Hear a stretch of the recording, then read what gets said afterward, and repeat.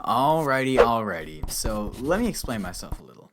Earlier this year, I heard some buzz surrounding this new artist, Morgan Wade, and so when this here album dropped, I downloaded it to my library, but for whatever reason, I never got around to listening to it. It was around the same time artists like Eric Church, Thomas Rhett, and several others were on the verge of putting out new albums, so long story short, I forgot to get around to this album. That is until just over a week ago. I saw an Instagram post featuring one of the songs, and I was like, shoot, I totally forgot to give this album a listen.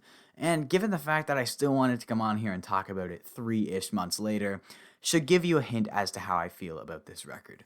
If you're unfamiliar with Morgan Wade, she is a new artist from Virginia who, prior to her solo career, played in a band she found on Craigslist before eventually making the leap to being a full time solo artist, all the way to where we are today with what we're all here to talk about, the debut album, Reckless. And spoiler alert, it's pretty freaking good.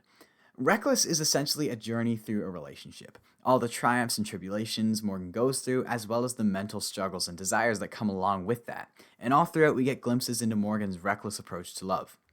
This album is an emotional roller coaster of vulnerability. Morgan really spills her heart into these songs, and that passion bleeds into just about every aspect of the record.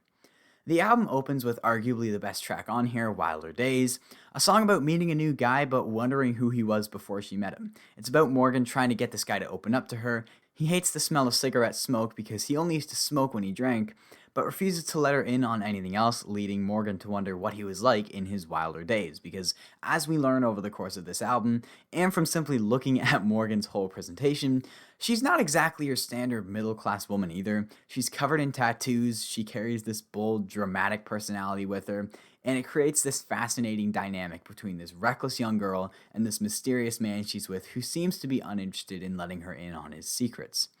Over the course of this album, we're introduced to the struggles they face in this relationship, even through the breakup, like on Matches and Metaphors, where Morgan talks about just needing the guy with her. As we hear in the intro, she doesn't want to be all fancy and romantic. It's raining at my house. Is it raining at yours? When it rains, it pours. Ah, to hell with the metaphors. I want you so bad, I think I might die. She just needs someone to hold before the follow-up track, Other Side, where Morgan is trying to encourage the guy saying, you knew my skin back before I had all these tattoos. You've seen the parts of me that the world says I should hide, but even in the dark, you love my bitter heart and will make it to the other side. Specifically, I love how this song shows the side of the relationship that isn't pretty, but Morgan has faith their love will prevail. Later, we get the track Men, where Morgan opens saying, I was out of my head when I climbed in your bed and thought I found something real, and just pleading this guy to turn his car around. He doesn't need to be leaving her now. She's just begging this guy to mend her broken soul, before snapping right into Last Cigarette, which is Morgan saying she needs this guy one last time. Won't he be her last cigarette? As the album begins to close off, the relationship has officially gone down the drain, and we're led into Morgan's head as she attempts to cope with that. Our first taste of this coping is on the title track Reckless, where she says the guy left her reckless. She's living careless as a result of being heartbroken, driving too fast with her headlights off, hand in the fire, walking on the wire. Northern Air is another one of my favorites, where she's indirectly asking the guy if he misses her, just generally wondering what he's up to nowadays. She's written songs about him asking if he thinks of her when he's all alone, and if so, won't he bring himself on home. And then the closer, Met You, is Morgan sort of accepting the fact they aren't going to get back together. She's reflecting, saying all the things they never ended up doing, like getting a ring or getting his name in ink on her skin. It's almost a bitter farewell acceptance of I'd seen it all, or so I thought, until I've met you. There's still a hole in her that this guy left, but she's learning to just move on from it.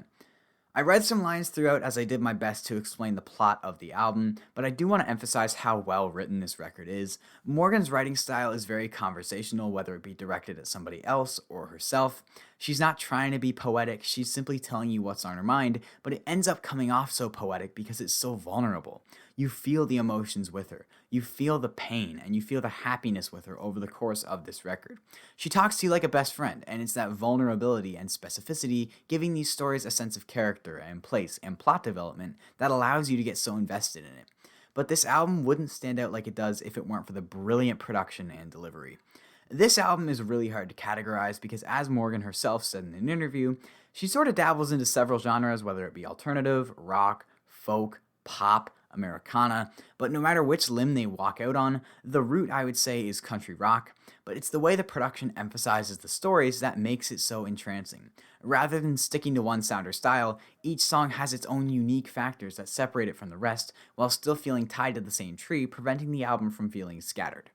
I think one of the major reasons Morgan's able to incorporate so many genres while maintaining a consistent sound is because she wisely implements unique tools from different genres and adds them to her home base sound of country alt rock without going too far from home and forgetting where the song came from.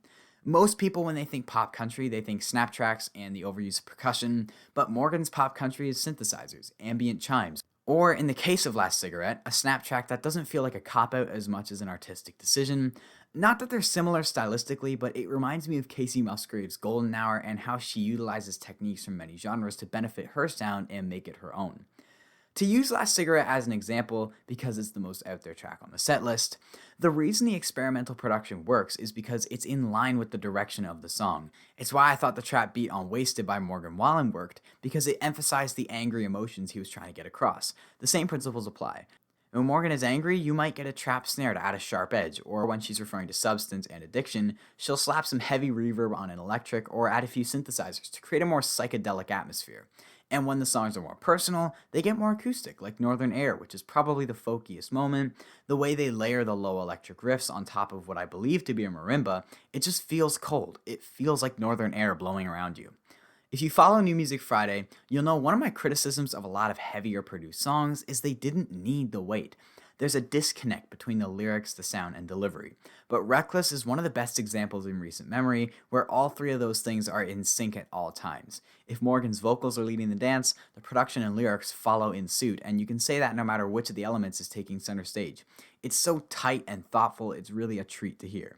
And on top of all that, it's unique. To be unique in today's world of music is friggin' hard, but that's exactly what Morgan has done.